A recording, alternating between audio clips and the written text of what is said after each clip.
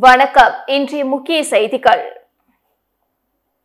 புதுச்சேரி காமராஜ் நகர் தொகுதிக்குட்பட்ட பல்வேறு இடங்களில் புதிய சாலை அமைப்பதற்கான பணியினை மாண்புமிகு அமைச்சர் திரு ஜான்குமார் அவர்கள் பூமி பூஜை செய்து துவக்கி வைத்தார். புதுச்சேரி காமராஜ் நகர் தொகுதிக்குட்பட்ட வெங்கடேஸ்வரா நகர் 9வது குறுக்கு தெரு, கவிக்குயில் நகர் 5வது குறுக்கு தெரு ஆகிய பகுதிகளில் புதிய சாலை அமைப்பதற்காக தொகுதி சட்டமன்ற உறுப்பினரும் மாண்புமிகு அமைச்சருமான திரு ஜான்குமார் அவர்களின் தொகுதி மேம்பாட்டு நிதியிலிருந்து சுமார் 11 லட்சம் ரூபாய் ஒதுக்கீடு செய்து அப்பணியினை துவக்குவதற்கான பூமி பூஜை இன்று காலை நடைபெற்றது. நிகழ்ச்சியில் சிறப்பு விருந்தினராக அமைச்சர் ஜான்குமார் அவர்கள் கலந்து கொண்டு பூமி பூஜை செய்து பணியினை துவக்கி வைத்தார்.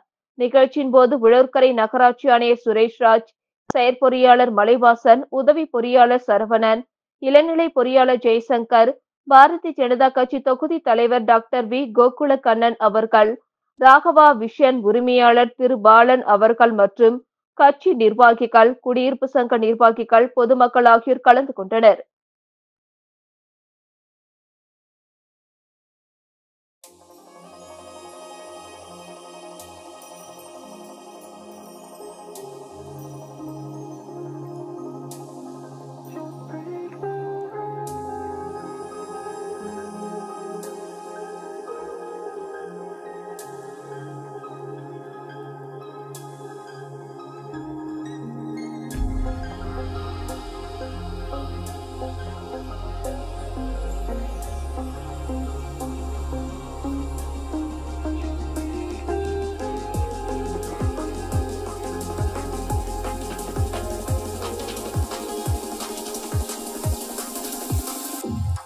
Just break my heart.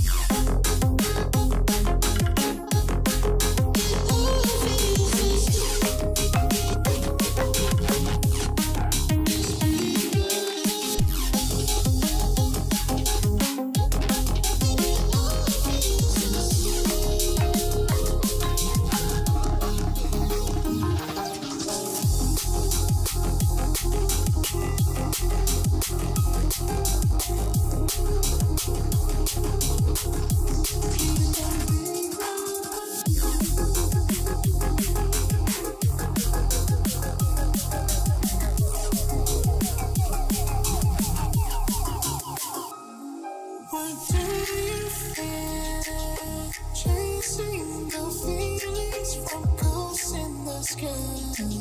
I hope they don't mind. I need you near. Something to hold someone I can call mine. Please don't break my heart.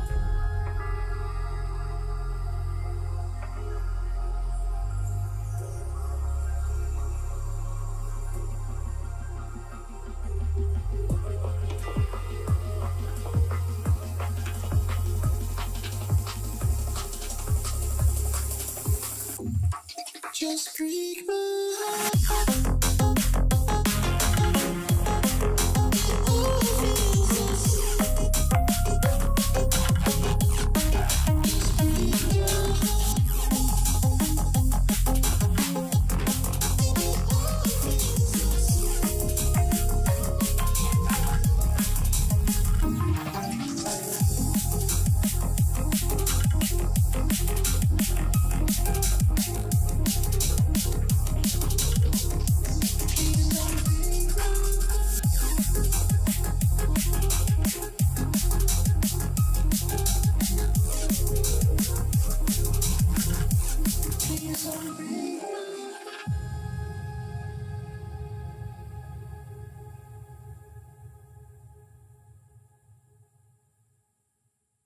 தோழர் ஜீவானந்தம் பிறந்த நாளையொட்டி அவரது சிலைக்கு அமைச்சர்கள் லட்சுமி நாராயணன், ஜான்குமார் மற்றும் கம்யூனிஸ்ட் கட்சியினர் மாலை அணிவித்து மரியாதை செலுத்தினார்கள்.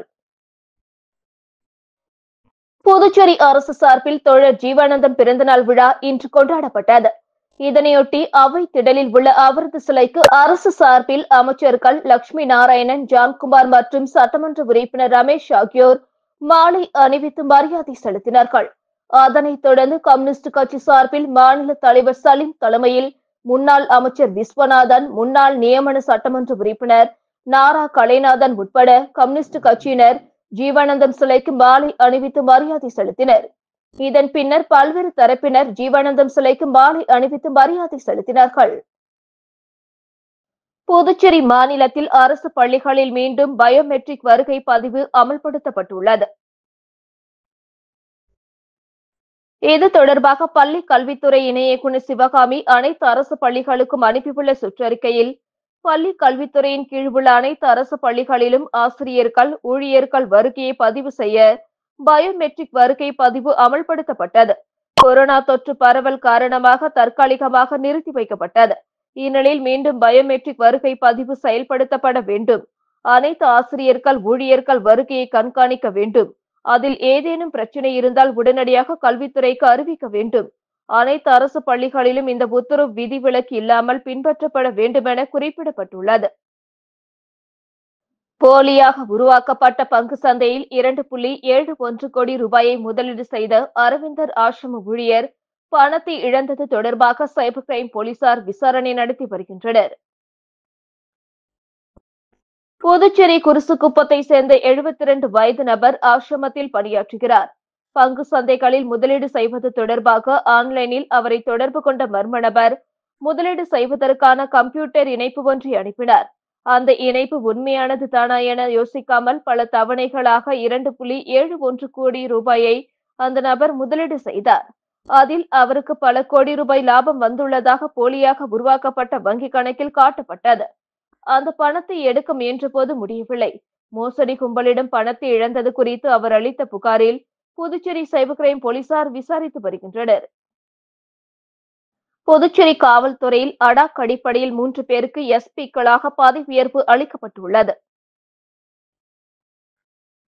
புதுச்சேரி காவல்துறையில் சிடிசி எனும் பொறுப்பு அடிப்படையில் எஸ்பிக்களாக பதவியேற்று பணியாற்றி வரும் கடலோர பாதுகாப்பு பிரிவு பழனிவேல், புதுச்சேரி பல்கலைக்கழக சிறப்பு பணி அதிகாரி முருகையன் ஆகியோருக்கு அடாக் அடிப்படையில் எஸ்பிக்களாக பதவி உயர்வு அளிக்கப்பட்டுள்ளது.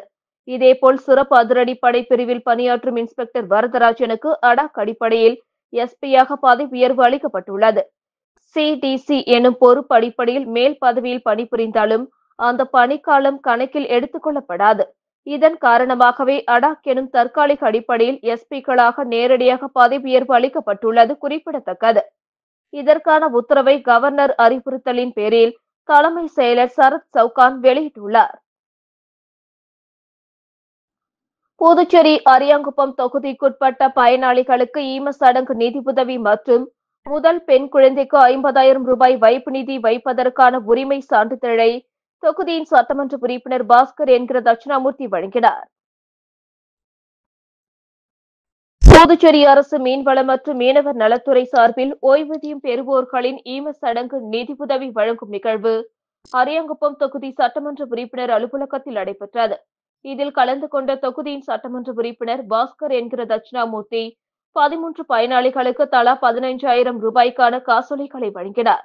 இந்த நிகழ்ச்சியில் மீன்வளத்துறை அதிகாரிகள், பொதுமக்கள், கூட்டணி கட்சி நிர்வாகிகள் என அனைவரும் திரளாக கலந்து கொண்டனர். அரியாங்குப்பம் தொகுதியில் முதலமைச்சரின் நிதி திட்டத்தில் இருந்து முதல் பெண் குழந்தைக்கு வைப்பு நிதியாக 50,000 ரூபாய் வழங்குவதற்கான உரிமை சான்றிதழ் வழங்கும் நிகழ்வு அரியாங்குப்பம் காமராஜர் திருமண மண்டபத்தில் இன்று நடைபெற்றது. இதில் சிறப்பு விருந்தினராக கலந்து கொண்ட தொகுதியின் சட்டமன்ற உறுப்பினர் பாஸ்கர் என்கிற தட்சிணாமூர்த்தி சுமார் 30க்கும் மேற்பட்ட தாய்மார்களுக்கு 50,000 ரூபாய் வழங்குவதற்கான உரிமை சான்றிதழை வழங்கினார். இந்த நிகழ்ச்சியில் அரசு துறை அதிகாரிகள், அரியாங்குப்பம் தொகுதியை சேர்ந்த தேசிய ஜனநாயக கூட்டணி கட்சி நிர்வாகிகள், பொதுமக்கள் என அனைவரும் திரளாக கலந்து கொண்டனர். இதனைத் தொடர்ந்து முருங்கப்பாக்கம் பகுதியில் உள்ள மகாலட்சுமி நகரில் புதியதாக குடிநீர் குழாய் இணைப்பை மக்களின் பயன்பாட்டுக்காக திறந்து வைக்கப்படும் நிகழ்வு நடைபெற்றது. இதில் சிறப்பு அழைப்பாளராக கலந்து கொண்ட தொகுதியின் சட்டமன்ற உறுப்பினர் பாஸ்கர் என்கிற தட்சிணாமூர்த்தி பூஜைகள் செய்து மக்கள் பயன்பாட்டிற்காக குடிநீர் குழாய் இணைப்புகளை அர்ப்பணித்தார்.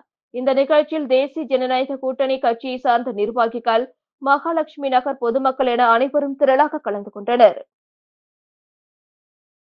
7வது ஊதியக்குழு நிலுவைத் தொகை வழங்கும் உத்தரவை உள்ளாட்சித்துறை உடனடியாக வெளியிட வேண்டும் என்பன போன்ற 10 அம்ச கோரிக்கைகளை வலியுறுத்தி புதுச்சேரி உழவர்கரை நகராட்சி ஊழியர்கள் ஒருநாள் விடுப்பெடுத்து கண்டன ஆர்ப்பாட்டத்தில் ஈடுபட்டனர். புதுச்சேரி நகராட்சிகள் மற்றும் கொம்யூன் பஞ்சாயத்து ஊழியர்களுக்கு 7வது ஊதியக்குழு நிலுவைத் தொகை வழங்கும் உத்தரவு 10 நாட்களில் வெளியிடப்படும் என முதல்வர் அளித்த வாக்குறுதியின்படி உள்ளாட்சித்துறை உத்தரவை வெளியிட வேண்டும். நகராட்சியில் உள்ள காலி பணியிடங்களை இடஒதுக்கீட்டை பின்பற்றி பதவி உயர்வு மூலம் வழங்கப்பட வேண்டும். காலி பணியிடங்களையும் நேரடி பணி நியமன முறையில் நிரப்பிட வேண்டும் என்பன போன்ற 10 அம்ச கோரிக்கைகளை வலியுறுத்தி உழவர்கரை நகராட்சி ஊழியர்கள் நல சங்கம் INTUC சார்பில் ஊழியர்கள் ஒருநாள் விடுப்பெடுத்து கண்டன ஆர்ப்பாட்டத்தில் ஈடுபட்டனர். ஊழியர்கள் நலசங்க தலைவர் சீனிவாசன் தலைமையில் உழவர்கரை நகராட்சி அலுவலகம் முன்பு நடைபெற்ற கண்டன ஆர்ப்பாட்டத்தில் நகராட்சி ஊழியர்கள் சுமார் 100க்கும் மேற்பட்டோர் கலந்து கொண்டு கோரிக்கைகளை வலியுறுத்தி கண்டன கோஷங்கள் எழுப்பினார்கள். மத்திய அரசு கொண்டு வரும் நல்ல திட்டங்களை குறை சொல்வதே திமுகவின் வேலை என்று புதுச்சேரி பாஜக மாநில தலைவர் VP ராமலிங்கம் குற்றம் சாட்டியுள்ளார். பாஜக அலுவலகத்தில் செய்தியாளர்களை சந்தித்த மாநில தலைவர் ராமலிங்கம், மத்தியில் ஆளும் பாஜக அரசு முத்தலாக் சட்டம், வக்ஃபு வாரிய திருத்த சட்டம், தேசிய கல்விக் கொள்கை மற்றும் ஊழல் செய்யும் உயர் ஆட்சியாளர்களை தகுதி நீக்கம் செய்யும் சட்டம் என பல்வேறு மக்கள் நலன் சார்ந்த சட்டங்களை கொண்டு வந்துள்ளது. ஆனால் இது எல்லாம் மக்களுக்கு பயன்படக்கூடியது. இது எல்லாம் தமிழகத்தை ஆளும் திமுக அரசு ஆதரிக்காமல் குறை சொல்வதை வாடிக்கையாக வைத்துள்ளது என்று குற்றம் சாட்டினார். கூட்டணி என்பது அதிமுகவுடன் நிச்சயம் உள்ளது. தேசிய ஜனநாயக கூட்டணி முதலமைச்சர் ரங்கசாமி தலைமையில்தான் இருக்கும். வருகின்ற 2026இல் அவர்தான் முதலமைச்சர் என்று குறிப்பிட்ட ராமலிங்கம், அதிமுகவிற்கு 2 சீட் மட்டும்தான் கொடுப்பார்கள் என்பது பொய். சீட் எத்தனை என தலைமை பேசி முடிவு செய்வார்கள் என்றும், முதலமைச்சர் ரங்கசாமி தலைமையில் மீண்டும் தேசிய ஜனநாயக கூட்டணி அரசு அமையும் என்றார். தொடர்ந்து செய்தியாளர்களிடம் பேசிய செய்தி தொடர்பாளர் அருள்முருகன், கடந்த காங்கிரஸ் ஆட்சியில் நாராயணசாமி முதலமைச்சராக இருந்தபோது 2015 இருந்து 2021 வரை 95 கோடி கல்வி நிதி சரண்டர் செய்யப்பட்டுள்ளது. 30 கோடி ரூபாய் கிஸ்தி தொகை வசூல் செய்யப்படாமல் இருந்தது. பட்ஜெட் தொகைக்கு கடன் வாங்கப்பட்டுள்ளது. அதை செலவு செய்யாமல் வட்டி மட்டுமே காங்கிரஸ் அரசு கட்டிக் கொண்டிருந்தது என்று தெரிவித்த அவர், கிராமப்புற சாலைகளுக்கு ஒதுக்கப்பட்ட நிதிகள் திருப்பி அனுப்பப்பட்டுள்ளது. 16 MLA இருந்தவர்கள் தற்பொழுது 2 பேர் இருக்கிறார்கள்.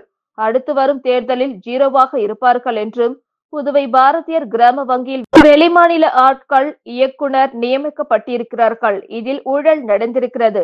இதன் மீது CBI விசாரணை வேண்டி தலைமைக்கு கடிதம் எழுதவும் தெரிவித்தார்.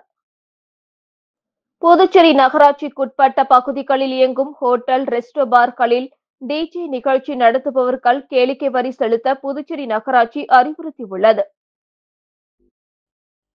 இது தொடர்பாக புதுச்சேரி நகராட்சி ஆணையர் கந்தசாமி வெளியிட்டுள்ள செய்திக்குறிப்பில், புதுச்சேரி நகராட்சிக்குட்பட்ட பகுதிகளில் இயங்கும் ஓட்டல், ரெஸ்டோ பார்களில் வெளிமாநில சுற்றுலா பயணிகளை கவரும் வகையில் பல்வேறு கேளிக்கை நிகழ்ச்சிகளும், ஹோட்டல் உள் அரங்குகளில் DJ பாடல் நிகழ்ச்சிகள் அனுமதி இல்லாமல் நடைபெறுவது நகராட்சிக்கு தெரிய வந்துள்ளது.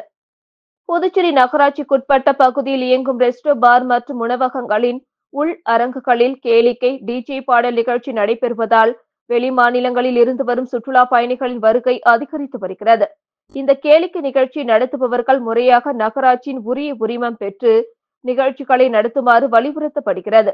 முன் அனுமதியின்றி கேளிக்கை நிகழ்ச்சிகள் நடத்தினால் வணிக உரிமம் மற்றும் கேளிக்கை உரிமம் ரத்து செய்யப்பட்டு விதிகள் மற்றும் துணை விதிகள் படியும் தக்க நடவடிக்கை எடுக்கப்படும் என குறிப்பிடப்பட்டுள்ளது.